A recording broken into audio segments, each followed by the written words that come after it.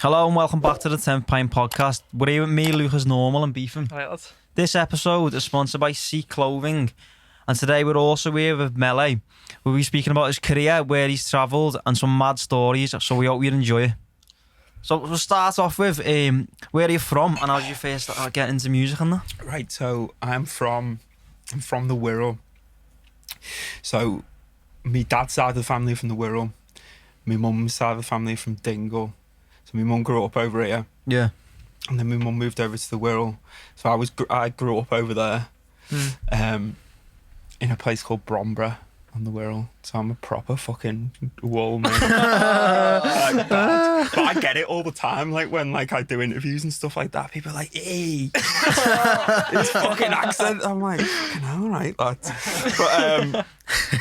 But yeah, so I grew up on the Wirral and kind of got into like music when I was like, I don't know, it was like this weird thing where I was just always into music and I don't know where it came from because it's not like my family went massive into music. It was like this weird like obsession that I had with fucking sifting through records and stuff when I was like 10. And I was like, I don't really know where that fucking came from, do you know what I mean? But so I kind of was just doing that. One of my uncles made music. And I kind of just got into that. And then that was from when I was about 12. It was just like, that's the only thing I wanted to do. It's the only thing I was ever good at still to this fucking day. Yeah. And I've been fucking lucky, man. So it was kind of, when I was like 18, so I'm 28 now. So when I was like 16, I was playing in clubs in town and doing things like that. And kind of like my mum would be outside waiting to pick me up. When I played like Chibuko in town and like my mum would be outside waiting to pick me up. And then, yeah, that's kind of just how I got started into it, really. That's quite young, I think. Like Right. at 12, even if you ask like a 12-year-old, even if you ask us what do you want to do, we don't know what we want to do, but like if you ask, I have a 12-year-old sister, if I asked her what do you want to do, she'd be like, I don't know, want to be an astronaut. But that's what I mean. That's like, like every single person I know, everyone in my family is exactly the same. It's just like this fucking weird thing that came out of nowhere, and it was, I don't know. Like, I don't really believe in that shit, like, oh, I was meant to do this and all that, 'cause it's fucking bollocks. But I think, at some point I was just like, right, I'm just going to go and continue to do this. And I've got to this point, so it's like, right, I can't really fucking try and do anything else now, do you know what I mean? What sort of artist was it which got you into it? Well, at first it was, basically, I hated dance music until I was about 15. I fucking hated it, and I was like into hip hop and Dr. Dre and kind of Snoop Dogg and I suppose like 50 Cent and Eminem and all that sort of shit. Yeah, it was kind of like what I was into. And then my uncle played me a record from The Prodigy and he was like, just listen to it, like you'll like it. And I was like, fucking hate dance music, man, it's shit. And he was like, just listen to this Prodigy record. And it was a Prodigy track, I think it was called Diesel Power, and it was a hip-hop track, but it was electronic. And I just remember something just fucking clicking in my mind and going, oh shit, right, okay. And he took me to see The Prodigy the year after in Manchester when I was like 14. And then after that, it was just like, right, electronic music. I got really deep into it. Yeah. It took a while though, because I fucking hated it. Like when I really disliked it. Yeah. But then when you knew like you wanted to do it as a career as such? I don't know, I think it was like, I think when I kind of clicked that I wanted to do it as a career was like, I remember being like 16, 17 and leaving school and going to like, like the careers people at school. Yeah. And I hadn't got one GCSE, I hadn't got nothing. And they were like, I think the best bet for you is to go and train to be a plumber or an electrician. And I was like, fuck that. I was like, I'm fucking off. And I was like, it was at that time where you didn't legally have to go to sixth form. Oh, yeah. So it was like I left school when I was 16 and was kind of just fucking like a lazy bastard for about 4 years. Like going to bed at fucking 5 a.m, getting up at 5 o'clock in the afternoon. But all I would do for them sort of 4 years after I left school, maybe 3 years, was just fucking make music and learn how to DJ, and I was just obsessed with that because it was the only thing that I knew how to do. But it was like, my mum was like, you've got to go and get a job. You've got to fucking do something. And I tried to go and get a job in Asda. Yeah. And I got fucking knocked back from Asda.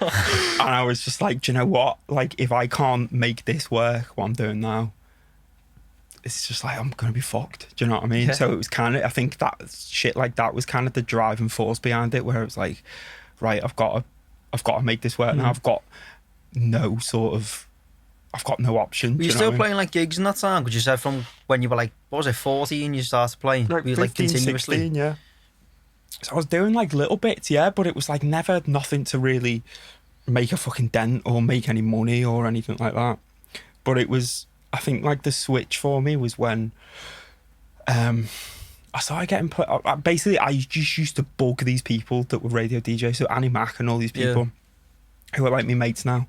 But I was like this annoying kid who would just fucking send these records to these people all the time. And I started getting pally with people down in London, and I went down to London, and that's when it really started clicking, because London's that type of place where it's like you need to go out and meet people, and there's something happening every night. Do you know what I mean? And it's like you can just, and it just started clicking from then, and then yeah, it was kind of mad. Like it's one of them things that I can't really remember specific times because I'm still just fucking rolling through it. Yeah. Do you know what I mean? It's like there's not. It's kind of mad. It's one of them things that I can't really explain because it's like I've just done it. I've not really thought too much about it. Was there never a point where it sort of like took off, or has it just been like a gradual build up to it? It's been a gradual build up, but that's what I like though. It's like someone told me it's good to be warm, never hot. Because as soon as you get to, and I've seen it fucking so many times over the years, where people go from nothing to that, there's only fucking one way down from that. Yeah, that's true. Do you know what I mean? Especially in the fucking music game, because it's the most fickle fucking industry.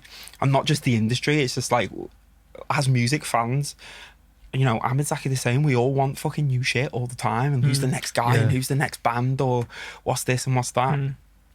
So I've kind of always been quite conscious to make sure my thing has been like that rather than like that. Do you know what I mean? Because I've just seen it so many times, man. You do see that quite a lot though in music and sport, like in any walk, isn't it? When you look at a lot of kids that are like actors as kids, for example. Yeah. A lot of them end up on like, you know, like addicted to drugs and that because they've had like. It's fucked. But do you know what? It's like the kind of. I don't know. I suppose football. It happens to footballers and shit like that, doesn't it? But you see it a lot in my fucking industry, because the thing is about like the music game is like alcohol and drugs. You know, if you're a fucking DJ, it's part of it. Like I have a fucking rider of like what fucking bottles of alcohol I want. Yeah. It's like a bit fucking mad when you think about it. Do you know what I mean? Like it's so fucking encouraged. Is red wine on the rider?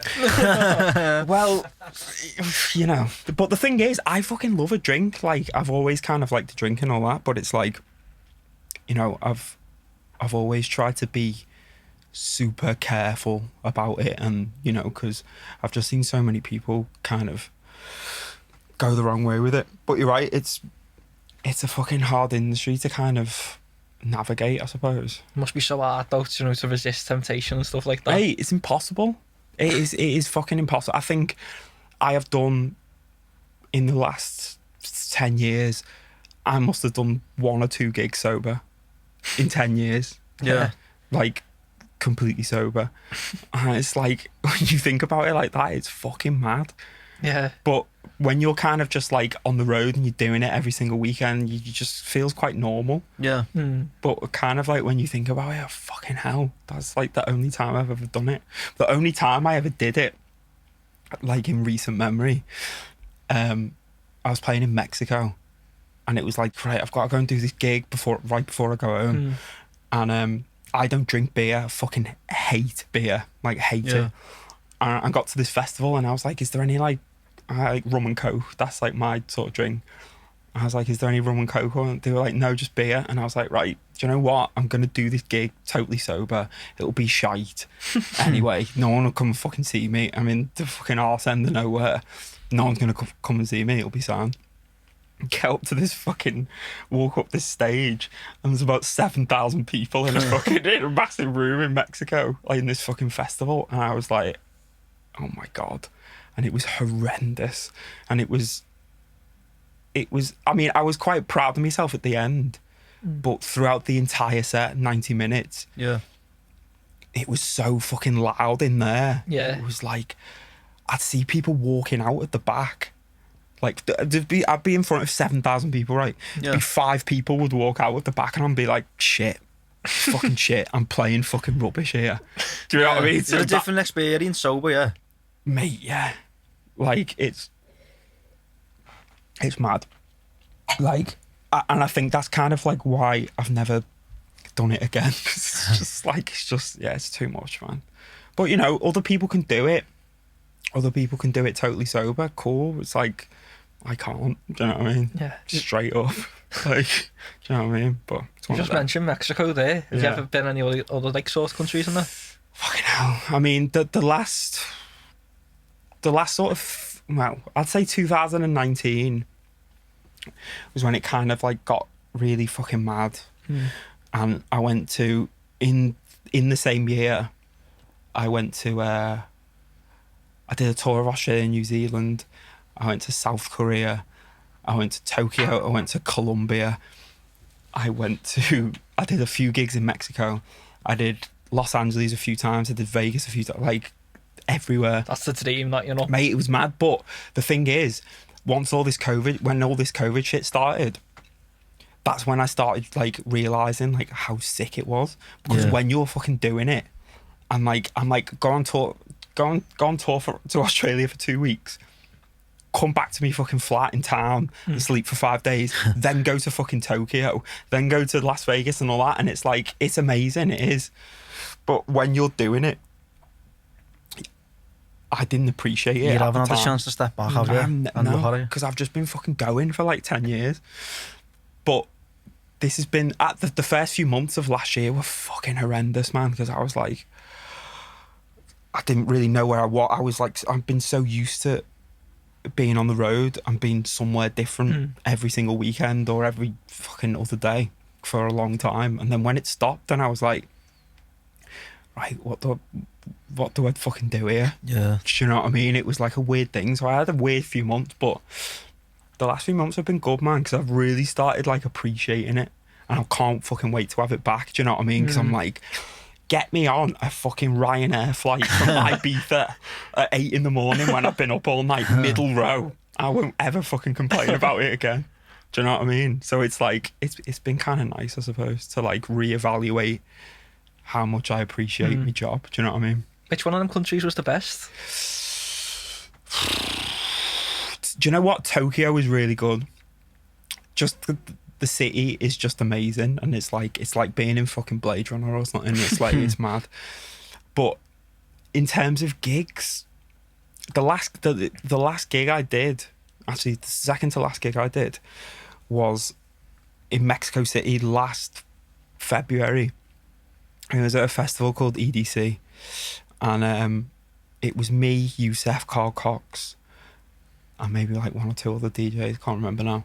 But it was, the tent was like 15,000 people. Yeah. Fucking tent in Mexico City, 15,000 people, 3 o'clock in the afternoon. I've done it a few years before, so I kind of knew what to expect this time. But I went in there and it was like fucking 15,000 people, and it was just like, it was like being at a fucking football match. Yeah. It was like that loud. It's like shit that you do not get, especially in fucking England, because everyone's boring. But you know what I mean? But in fucking Mexico, it was like being in a football match. I couldn't hear myself fucking DJing. Like every single like little tune I'd bring in, they'd be like, "Ah!" I was like, fucking hell, I haven't fucking done anything. Do you know what I mean? But it's like, so that, I think that was probably the best gig I've ever done. You must get some buzz off that. Loads of people cheering for It's you. know? fucking, do you know what? It's this weird thing where it's like, it's so weird. Like, you get in front of all these people, and you're shitting it for the first fucking 2 minutes, and then as soon as you've played your first record, you're like, Sam, I'm fucking meant to be here. Yeah. Like, it feels like so fucking normal standing in front of all these people. You can't even see people's fucking faces like at the back. Do you know what I mean? Yeah. So it's like shit like that is like, it's amazing, man. But that gig, so that was my second to last gig. So I did that gig. I stayed up all night, like till about fucking 9 a.m. I had the next gig in Canada the next day. Stayed up all night, went to the airport, and I was like, right, I'll just get on this fucking flight to Canada. I'll get my head down, and it'll be sound, and I'll wake up in Canada, and I'll be all right. I'll be all right to go and do the gig. So I went to get on the flight in Canada, gave them my passport, and I have 2 passports when I travel, and the visa for Canada had been put in the wrong passport. So I was like, oh my fucking God, like, what am I fucking going to do here? So the options were either you get a British Airways flight and just go home, cancel the Canada gig, just go home and fucking sleep, which was really fucking appealing. But then the other option was kind of, right, so you've got to take a flight from Mexico City, go up to Houston, get off, fly up to Denver, get off, and then fly all the way up to Canada. So it was like a 10-hour day with like 3 changes. Fucking hell. I was like, I just want to go home so badly. But do you know what? Something just clicked in my head, and I went, right, I'll just fucking do it. And I did it. And I don't, to this day, I don't remember the entire day. I must have been that tired and that fucking leathered still. Who are you with while you're doing all this? On my own. You by yourself doing Yeah. all, do you know, that's mad, that. But it's like, like a lot of DJs have tour managers and shit like that, but like, I'm not really that arsed, do you know what I mean? But it's like when I get to, like, I know so many people when I get to these places because I've been doing it over and over again. You kind of get to meet loads of people.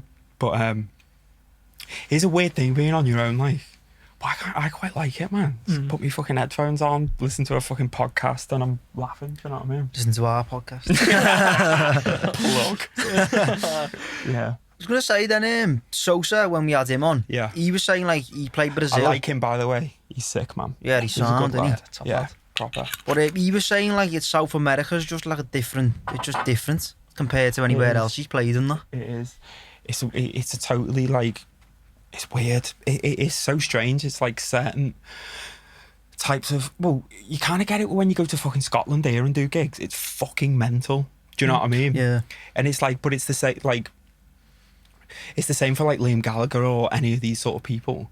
I guarantee that his gig in fucking Glasgow will be 1,000,000 times better than his gig in London. Do you know what I mean? Yeah. Because it just will be.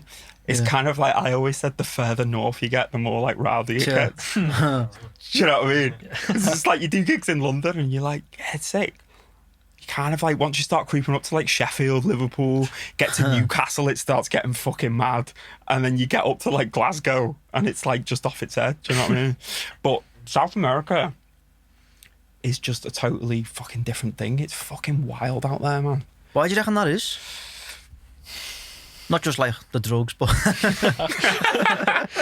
Well, you know, probably plays a part, like, but I don't know. It's just, it's them sort of place, it's that sort of place where you can't put your finger on why it's like why it is. It's like when I go to Ibiza, and you get off the plane in Ibiza, you just have like this fucking weird feeling, and you can't explain like what it is, but it's something in the air that just makes people go fucking mental. Do you know what I mean? Yeah. And like just have it. And it's that sort of thing in fucking South America, you know?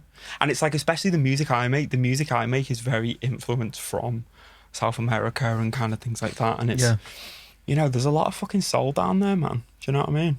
I think that's probably why. But it's just, it is mad because, for example, when I played in Tokyo, it was, you know, you fucking DJing and it was like people were just watching you. If I lifted my hand up and went like that, everyone just went, "Ah!" And it was like, it was this weird thing where it was like so respectful. Like they were like watching you in like such a like respectful way. Do you know what I mean? So it's really strange, man. I think everywhere's just got its different sort of, everywhere's come into a certain scene at a different point. Usually, especially with house music now, or especially what we've seen with the kind of tech house sort of thing, you know, it kind of gets really big here. As soon as it gets really big here, it will just fly around the world, especially South America and America now. Yeah. Because the thing is about America, when that like EDM shit was really big, Swedish House Mafia and all Yeah. that was so new to them. In England, we'd had dance music for fucking, 30 years. Yeah. But now what you're seeing in America is a lot of these, I was going to say kids, but that's a bit patronising, isn't it? Do you know what I mean? A lot of the people that are into dance music, their introduction to dance music was maybe fucking Swedish House Mafia and Tiesto and stuff like that. And now they've got a bit older, they're finding people like me, like Sosa, like whatever. Do you know what I mean? So everyone's got a different entry point, with music. So I think it's just different for everywhere. Is there any advice you'd have for like anyone that's getting into DJing? Yeah. Do you know what? It's like, it's so easier said than done, but I think it's a lot more important now than it ever has been. Is just to fucking be individual. Yeah. Because the easy thing is to go and sound like this guy, make music like this guy, play records like this guy. That's the easy thing. It can get you that quick kind of buzz and you'll get really big.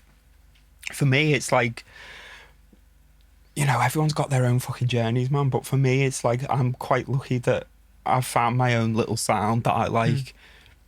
And I'm quite confident in that. And, maybe it's took me a lot longer to get to where I wanted to.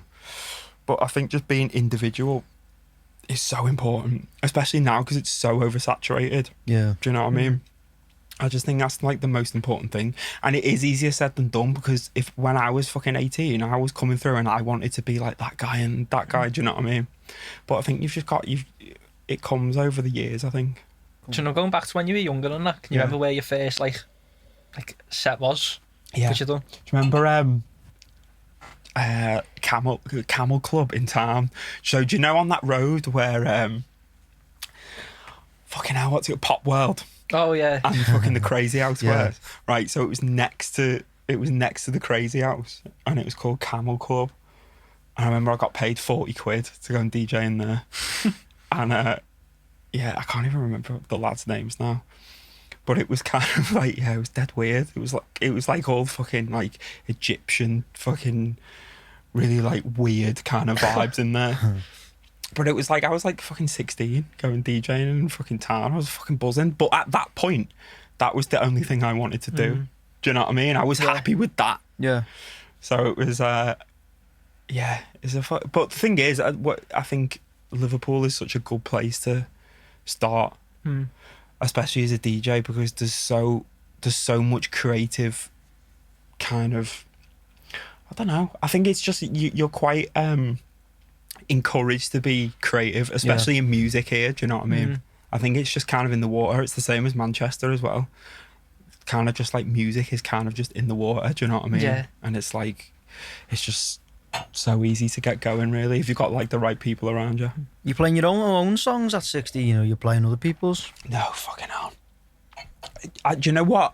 I don't think I didn't get to a point where I was confident enough to play my own records until about 3 years ago. Oh really? Yeah. Yeah. So it was just like, I hated it. I fucking hated it. Like that feeling of like playing your fucking music out to like loads of people. I was like, honestly, I've only got confident in the last few years. What was it which made you like start like playing your own music?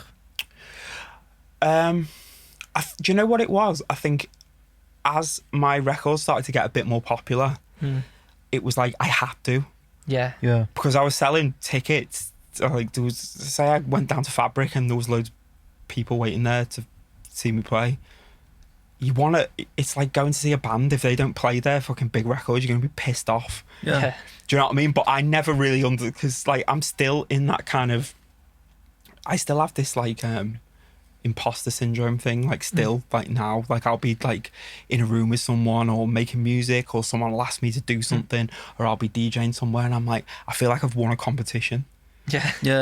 It's just like dead weird. Like, so I think it's that sort of thing where it's like when people start going, oh, can you play your new record? I'm like, what? Why? That's better than thinking, oh, I'm too good for this. Yeah. now. But do you know what? Like, that's something that I've been so conscious of. And it's like, I've been lucky that my family just are fucking really grounded, and I've come from like a really normal background. Yeah. Do you know what I mean? Because I know a lot of lads and a lot of girls that are just fucking, you know, it can go to your head so easily. Yeah. No fault of their own, though. Do you know what I mean? It's just that type of fucking industry where it's like that can happen.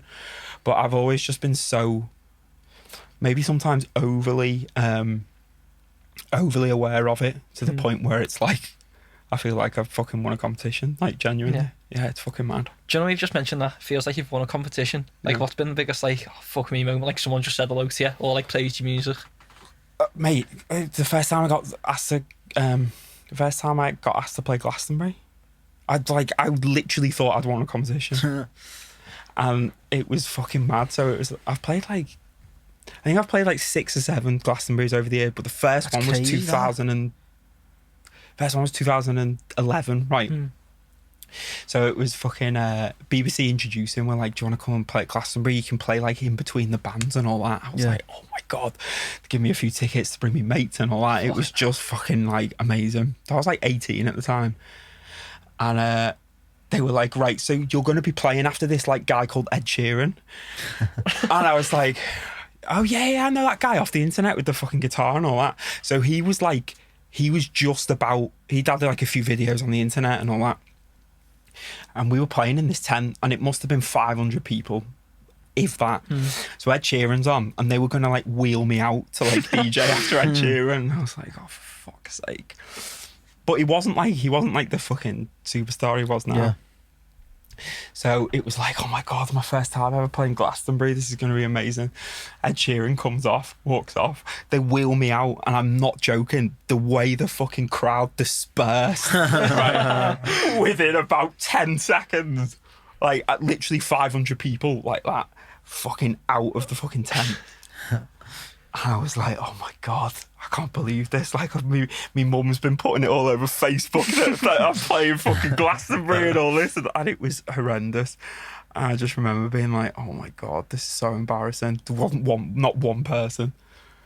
But so I was like, right, what do you fucking do? Do you know what I mean? But then I think it was maybe the next year, I came back and I played an earlier stage on, you know, like Arcadia, the big fucking spider thing that they have at Glastonbury.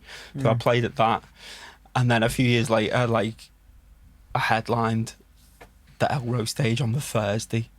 So that was like in between like 5 years from like no one knowing you are to like headlining a stage on the Thursday. When like at a festival, especially like Glastonbury, the Thursday's the best fucking day, man, because everyone's just so fucking up for it. Yeah.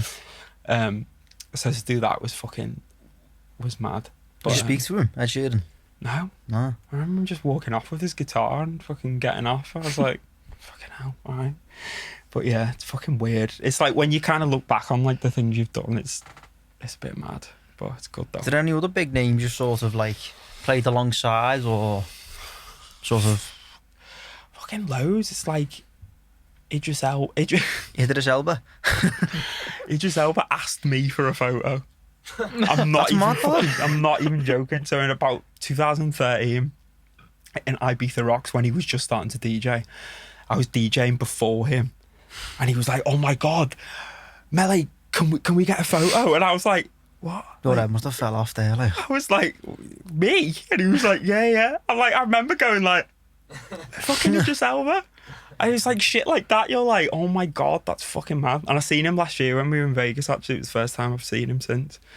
And we had a fucking laugh about it because I got fucking leathered that night, and I was proper chewing his ear off. And it's like one of them things where you're like proper cringe when you think about it. Like, what shit were you saying to fucking Idris Elba that night, man? Yeah, it's fucking grim. But there's been a few, man. It's like there is like sort of times where you're like, how the fuck did I kind of get to this point? It's like last year when I was in LA. It was when Liverpool were playing Arsenal, when it was 5-5 in the fucking League Cup or whatever it was, and it was like in the daytime. In LA it was like 2 o'clock. So I went to the pub with my mate Chris Lorenzo, who's like a big DJ, and we were kind of just watching the game and all that, and just having a laugh and having a few drinks. And he was like, "What are you doing tonight?" I was like, "Nothing. Like, what's happening?" He was like, "Do you want to come play footy?" I was like, yeah, cool. I was like, "Where are you playing it?" He was like, "Right, it's in Beverly Hills and it's at Rod Stewart's mansion." I was like, "What?" And he was like, "Do you want to come? It'll be well funny." I was like, "Fucking yes, man." And then we went up to fucking Rod Stewart's mansion in Beverly Hills. So it was like Rod Stewart's son organised like a football tournament like every week. Yeah. And it was just like, I remember like driving up to Beverly Hills, driving into like this sort of private fucking area, and like this sort of gated community thing, driving for a good 5 minutes into this gated community thing. And it was like, right, that's Denzel Washington's house there. That's fucking this person. And I was like, mate, I was like filming it. I'm like sending it to me mum. And we pulled up to fucking Rod Stewart's house, went in the back, and he's got a fucking football pitch in there with a big fucking Celtic sign on it. And I met his son, Sean, and I was just playing, and I was like, this is just fucking weird, man. Like, this is so weird. And, like, I'm so unhealthy, like, as a fucking DJ, just fucking caning it and just drinking and eating like shit all the time. It was the first time I'd fucking ran around for a good, like, 5 years. And I started to feel like really sick, and like the only thing I could think of was like, do not be fucking sick on Rod Stewart's pitch. Like, just don't fucking do it. I had to like go and goal for 10 minutes and that, and just be like, yeah, I'm sound, lads, yeah, I'm all good. But it was fucking mad. And I was like sending me mum selfies at like Rod Stewart's house, like. But it's like shit like that. You're kind of like, how the fuck did I get here, man? I'm from the fucking Wirral. I'm like, do you know what I mean? And it's like, you end up doing shit like that. It's like, it's fucking mad. It's so weird. That's crazy, like, you know. It's mad, isn't it? I can't believe that, mate.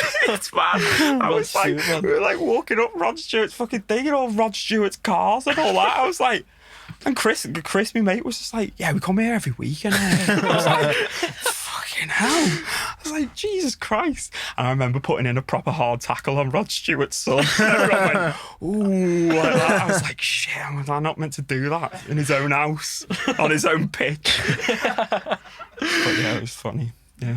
That's one of the maddest stories I've heard in this room. Yeah, That's crazy. yeah, it's up there, that is up there. It's mad. But do you know what? Do you know what it's like?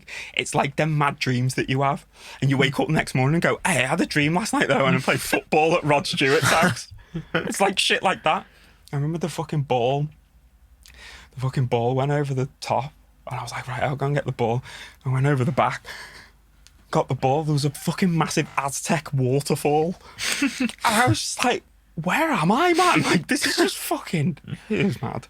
But yeah, I scored 2 goals at Rod Stewart's Good house. performance, yeah. No one can, not many people can say that, can they? Not even Messi can say that. Yeah. But yeah, fucking mad. It must be hard coming back to reality, like coming back to like Liverpool after that. Like, Yeah, I suppose it is, but it's like, do you know what? It's like the type of person I am.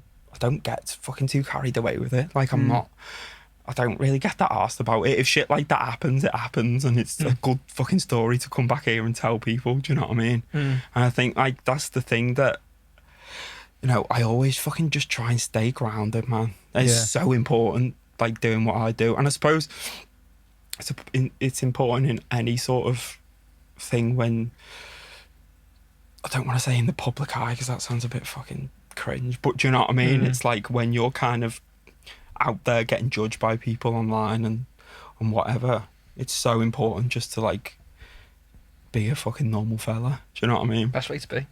Gotta be, man. Gotta be. Like, it's just, you know, like if I ever start getting carried away with myself, or I'm thinking I'm fucking sick, I'm straight in there to check myself and be like, fucking chill out, man. You're from fucking Bromborough, can't I? Do you know what I mean? going back to the music side, like, what's sort of the process of making your music? Is there any like way that you do it specifically? Yeah, with me, it's always like, it's always like about the drums. Like, my sort of thing, even since I was a kid, has always been like about I fucking love drums. I have records now at studio that are just drumming records. Like I'm obsessed with kind of drums and stuff like that. Kind of always have been. So it's like, it's so weird with making music. You never know where kind of inspiration's going to fucking pop up from. Like it could come, for example, one of my biggest records, which is called the 95 Vibe.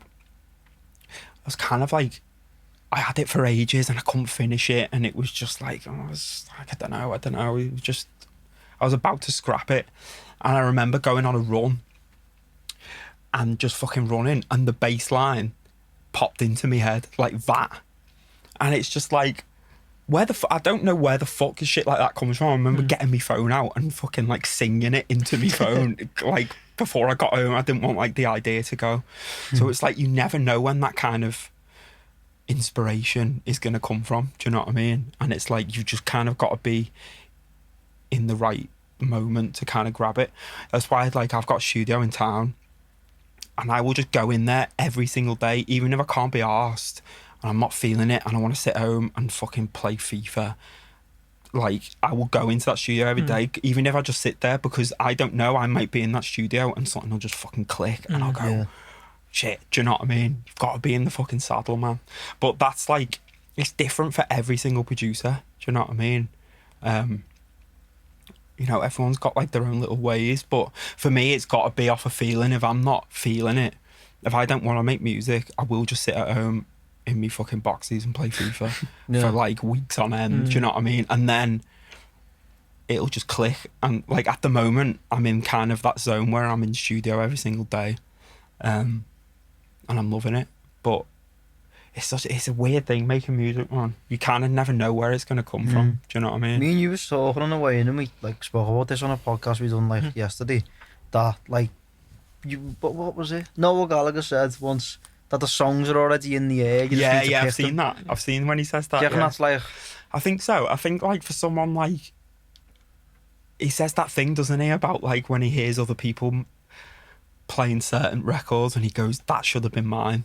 I get that all the time. Yeah. With like certain producers will make like a record and I'm like, fucking hell, I wish I would have made that. Or like, do you know what I mean?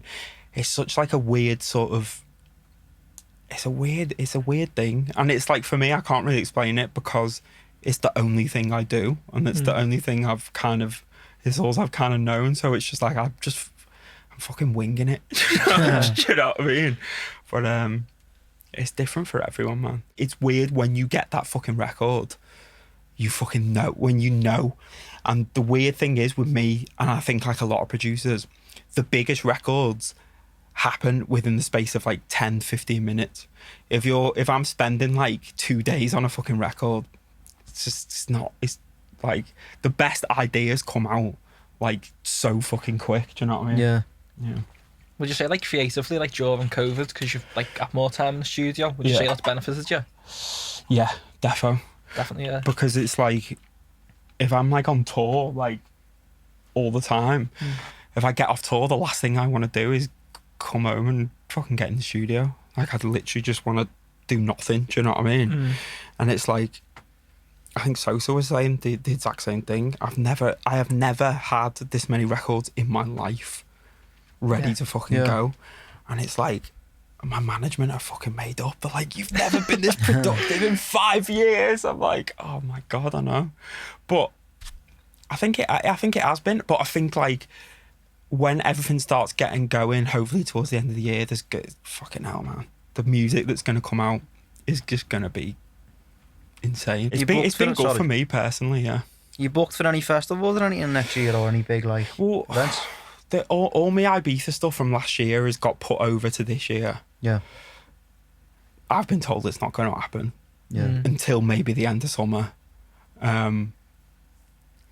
But people always ask me like as if I've got some sort of like inside knowledge. Like, do you know when clubs are going to open? I'm like, no. I can't find out when you find out. Do you know what I mean? But a lot of shit's getting sort of put over from last year. I did get a booking for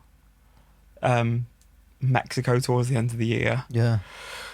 But the amount of gigs I've had cancelled over the last sort of year to 6 months, I'm not fucking getting excited about anything because it's like, what's the fucking point? You know what I mean? I could be like, oh my God, I can fucking earn some money next month. And then it's just like, it just gets cancelled. So it's one of them. What's the biggest event you've done? Oh, mate, there's so many, man. I sound so gassed there. There's so many. You know what? There has been so many big ones. That one in Mexico that was like 15, 20,000 people. I mean, that was probably the biggest one. But for me, like, I shit myself more playing in front of 5 people than I do playing in front of 10,000 people. Yeah. Because if I'm in a room, right, if I had to DJ now in front of you 3, I would be shitting myself. Right, if I had like the decks there and I had the DJ and there was you and a few of your mates and all that, I would much rather do 20,000 people than I would that. Because it's like, it's so much more intense and like everyone's looking at you and it's like, I don't know. Like, more intimate, isn't it? It's so much more intimate, yeah. And especially for me, like, I've always struggled with anxiety for my entire life. People don't really kind of think that as like when I'm kind of on stage, everyone's just like, oh, you look fucking made up there. I'm like, yeah, I am for an hour. And I'm back to shitting myself again. Do you know what I mean? But it's like, I don't know. I think everyone's different. Do you know what I mean? It's like, I kind of prefer, I love doing the little events like me nightclub bad in Liverpool. I fucking love doing that. Because that's just like 500 people. The kind of same people come every month and it's sound. But, I don't know, man. I've done so many. It's like fucking Creamfields and playing shit like Creamfields for me, because like I remember going to Creamfields when I was 15. And obviously, like, it being down the road, if like you're from Merseyside and you're a fan of dance music, it's like Creamfields is the fucking ultimate in it. So it was like the first time I ever got to play Creamfields was just like, it's fucking mind blowing. I played it not last summer, the summer before. And it's one of them things that I still kind of pinch myself. I'm like, I'm fucking playing Creamfields, man. Like, imagine like me telling this to like my 15-year-old self. I'd be fucking buzzing. Do you know what I mean? So there's been a lot over the years, man. Like, honestly, and that's not being fucking I don't know what the word is. I'm not trying to blow smoke up my own ass, but it's just the truth. Do you know what I mean? And it's like, there has been like a lot over the last few years, but it's good, man. Like every single event is different, whether there's fucking 10,000 people or there's fucking 50. I will play to 10 people how I play to 10,000 people. Because them 10 people have paid good money to come out and fucking see me. I've got to fucking put on a show, man. Do you know what I mean? Yeah. Like in my last tour of Australia, I think I did this gig in Adelaide, and I'm not messing, there was about 3 people there. Right, and this lad had come with his bird, and they were like sort of like mega fans and all that, and they stood right at the front, bless them, and we're just having the best time ever. And I was like, do you know what, I don't give a fuck that the rest of the fucking club is like, there's no one in it. I'm just gonna play to them, man, because they're fucking bothered to come and fucking see me play. That's what it's all about, man. Do you know what I mean? They'll remember that last one, won't they? Exactly. That's what it's fucking about. It's like, for me, it's when I was going to Jabuco and Creamfields and places like that, and I would see certain DJs. There were certain DJs that fucking changed my life, like completely changed the course of my life. Or, you know, it's the same with anything. It's like there's one person that will just change the course of your life. Do you know what I mean? And, you know, I've fucking been so lucky enough that there's been a few people that have said that to me over the years, and it's just like, that to me is the reason I do it. I'm not fucking asked about how much money I get. I'm not asked about anything. If I can go out and do it and there's people come and see me that love it, sound like, that's fucking good enough for me. Do you know It's what a I mean? boss mentality to have on. Yeah, do you know, but it's like, this is the thing. I was speaking to one of my mates about it the other day, and I was like, I've never ever done anything in my career for money, ever. And like, I never fucking will. Do you know what I mean? It's like, I remember there's been times I remember fucking years ago, there was like,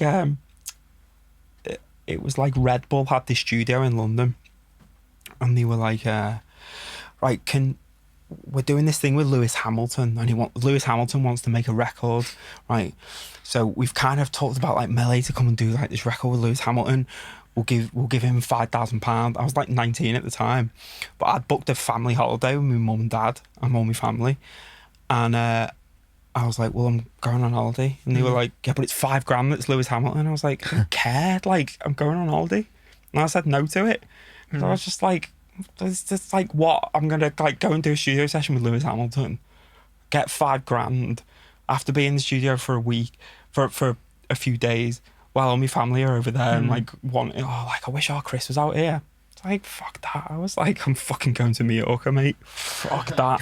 Do you know what I mean? But that's the way I've always kind of been about it. I'm not asked if like things come to me, they come to me. Do you know what I mean? And it's like, I'm a believer if you have that sort of mentality and you want to work hard at it and you're doing it for the right reasons.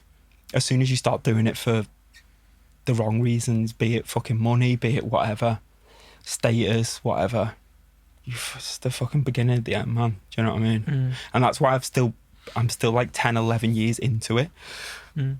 I've still got that fucking same mentality where I'm like, cool, man. I've got my mates, I've got my night, I've got my record label. If people like it, sound. If they don't, I'm not fucking arsed. Like, genuinely. Yeah. You mentioned before, did you say you owned a nightclub? What? Did you say you owned a nightclub? No, I've got a club night. Oh. So 24 Kitchen Street in town. Yeah. So I do a club night there.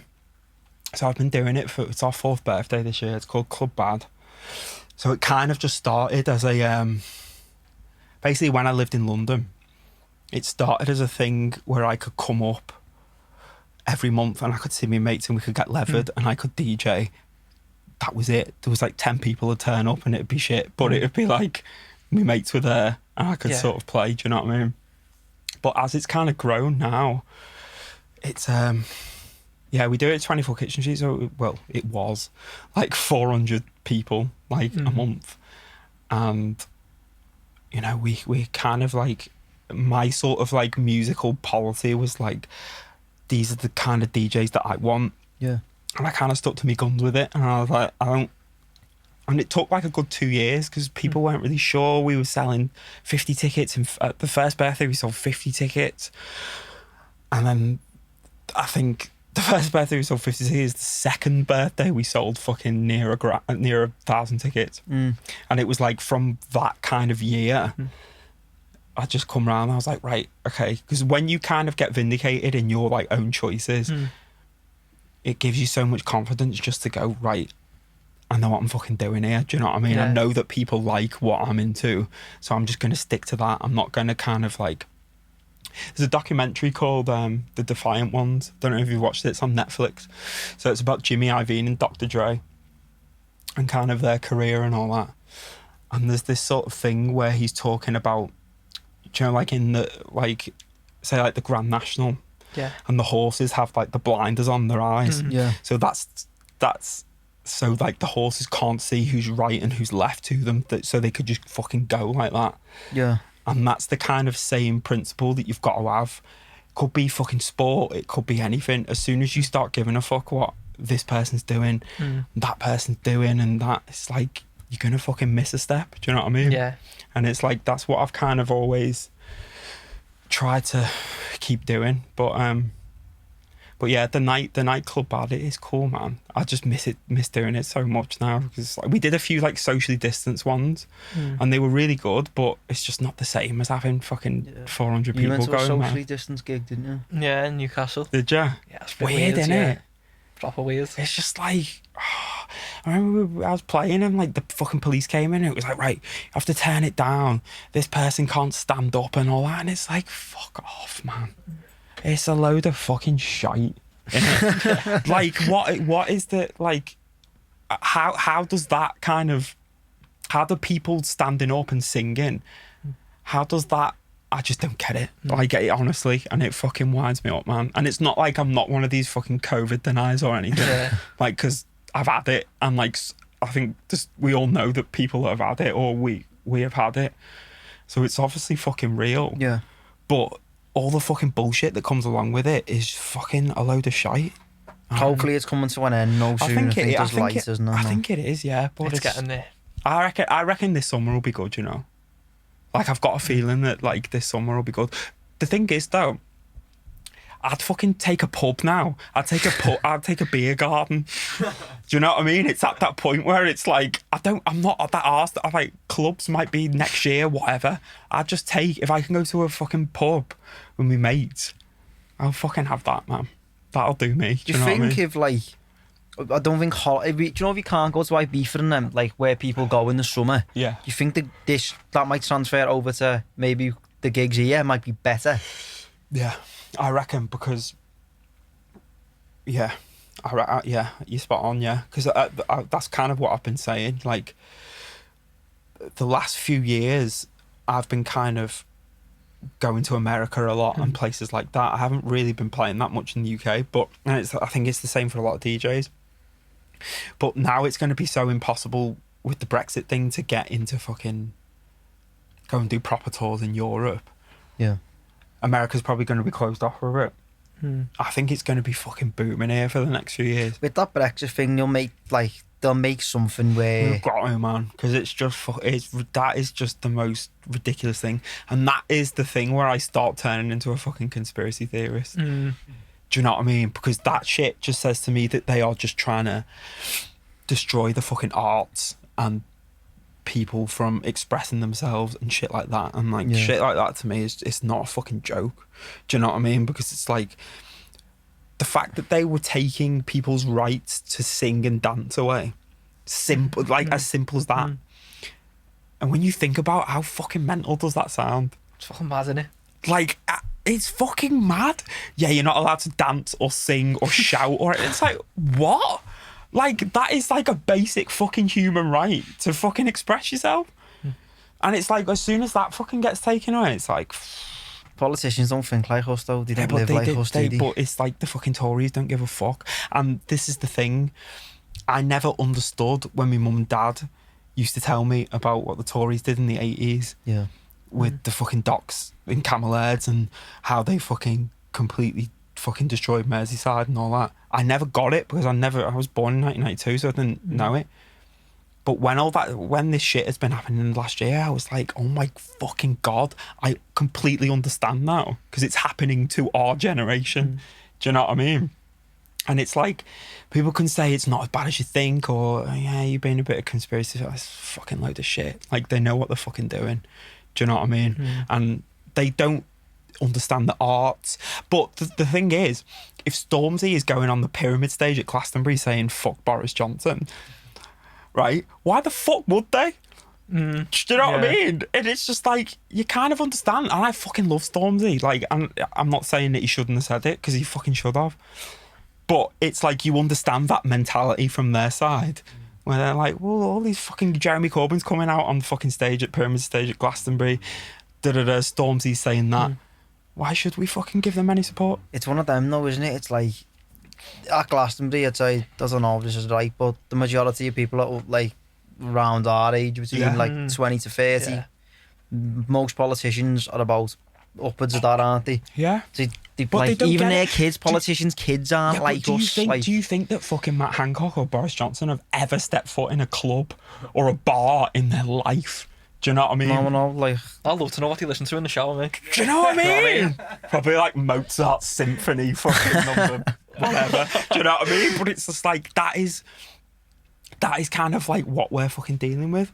And the thing that frustrates me about it is there's been a lot of people in kind of what I do, people like Youssef and Sasha Lord from Manchester, who runs the Warehouse Project, that have been so good at fucking fighting our corner. Because for a lot of us, especially for me, it's so frustrating because it's like, what can I fucking do about it? Do you know what I mean? And you can see it happening under your like right under your fucking nose. You can see like what they're doing to clubs and the arts. And it's not just clubs, it's fucking theatres, it's fucking art gallery, it's everything. But what can you fucking do about it? And that's the most frustrating thing, where it's like, ooh, I'm kind of a bit I think at the here. moment with that, though, there's so many causes that need supporting. It gets a bit saturated unless you like you really like music or you're in the industry, no one's bothered. But like once COVID's over, that's when each individual problem can have more of a. But like this is the everyone thing. can see It's it. like the kind of good thing is that people's kind of love for music and festivals and the arts in general is not going to go away. Yes, As much as they try and do it, it's not fucking going anywhere. So there's going to be a demand for fucking clubs and pubs and theatres and all this kind of shit. The thing is about how long it's going to take for it to get back to the fucking normal level. Because I seen something today that it was like by June or July, like 80% of kind of like venues could be closed without the correct support. And it's like, imagine that. It's fucking mad numbers, that. It's mental. Like, imagine like clubs and pubs and shit like that are getting closed down as it is without that. So it's like, it's scary, but you know, the fucking people are never going to lose their love for it. Do you know what I mean? It's fucking music's probably helped a lot of people through lockdown, hasn't it? Defo. mate, 100%. Yeah. It's just like imagine if you didn't have fucking like music or anything like that. But this is the thing, that's what we're saying. These fucking cunts probably don't ever listen to fucking music. Lizards, aren't they? Imagine like not listening to music. Have you seen that tweet like that Harry Kane did when he was like 17 and he did a tweet saying music is alright, lol. They're the type of people we're dealing with. It's like music is alright. Like, how do you even get to that fucking point where you think music is alright? I would love to know what like Boris Johnson listens to. Do you know what I mean? Can't even imagine. Might send him a DM. I've seen that Boris Johnson lo-fi album on YouTube. What? Yeah, a lo-fi video by the Conservatives on YouTube on their LinkedIn channel. What? Lo-fi, yeah. Have you seen that video today that they put up about hold on, let me find it. The one about the lockdown when it's like the old. the police, yeah. What the fuck was that? I'm gonna get it up for you. Hold on, like Yeah, I seen that tweet today about the police. It's like the old film thing, yeah, like isn't it? proper like the pirate DVD one, innit? Like you wouldn't steal a car. It's like that one. Like what is wrong with? I think they've deleted it. You know. So often you look at Twitter and like the news now, and you just think, what the fuck? Like what the What's fuck going it's on? like literally like a new thing like every fucking day where you just like. It's like being in a film. I think it's Literally. best being off social media.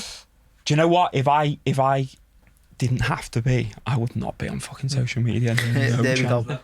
Boris lo-fi beats, and it's literally by the Conservative Party. Oh my god. And it's just him reading a book with lo-fi. What? Oh my! So this is like they're trying to like get into like young All people's the fucking. comments are like, I thought this was a joke account. This is the straight up the actual Conservative. Damn! They vibed him straight into it. That's a shout, to be fair. Trying to get them with the Yeah. I mean, it's quite funny, to be It's fair. quite funny. Don't subscribe to them. Yeah, he's still a cunt though. Have you got any more questions before we finish up? How long have we been going for? About an hour. Have we? Yeah. Yeah. Go ahead, a few more. Go on. Yeah. We'd ask you like, what's your favourite pint, but Yeah. you've answered that question. Well, yeah, I'm not much of a beer drinker, but I do like my red wine. I like a Cabernet Sauvignon, actually. is that French? Fuck no. Sounds it, yeah. Do you drink that when you're playing, when you DJ? No, I can't do it, man. But I do it like if I'm on like a long flight.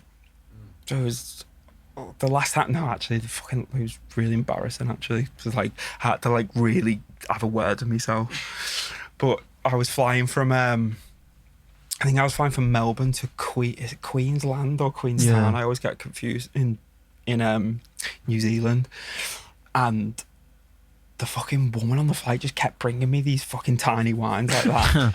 I was fucking leathered.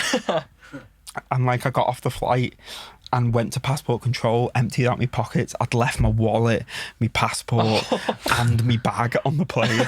Like I just like walked off the plane like, great flight that. Thanks very much. And then I got like into the fucking airport and I was like, oh my God, like proper panicked. Tried to run back to the fucking plane. It was like fellas stopping me like, you can't do that. And I was like, please, my passport.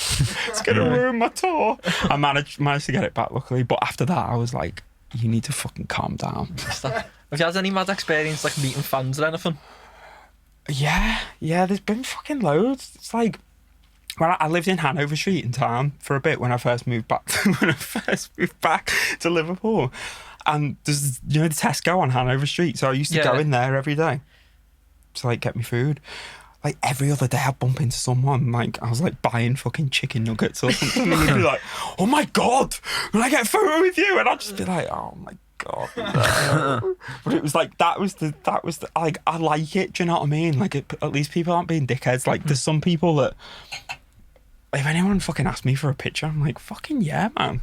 Don't care where it is. Do you know what I mean? But it's just a bit mad, like when you're fucking buying chicken nuggets and someone's like, hey, there's like loads of lads or something like, I seen you at fucking da-da-da. And you're like, oh God, really? Recognize you with a mask on.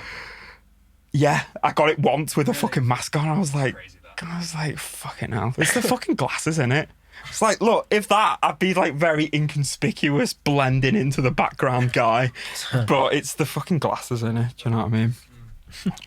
But yeah, but I don't mind it, man. Sound.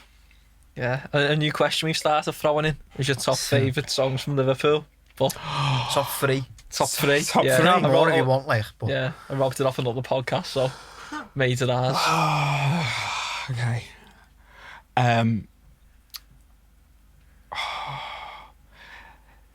What's that Beatles record off Revolver with the fucking mad drums in it? Helter Skelter. Helter Skelter. The Beatles Helter Skelter is my number one. The fucking drums on that are just fucking amazing. I like that. The Coral record. What was the big Coral record? Pass it on. No. Dreaming of You. Yeah. And Tune, that was made in the studio where I've got my studio now. Mad So I that. think it might have actually been written in the room that I'm in. I got told. I like that. And then what else, man? You can have more if you want, you know. And I'll give you put one- 5. I put one of mine in. I like Camel Fat's records, you know. Camel Fat are doing some good stuff. Ultra Beat, Pretty Green Eyes. Fucking tune. I don't know, man. Do you know what? I am a bit like of a sort of Beatles, Paul McCartney, like obsessive, Yeah. to be Yeah. honest. I fucking look like, I just think Paul McCartney is like. I watched a video of him last night, and it was him going through explaining each Beatles song and that.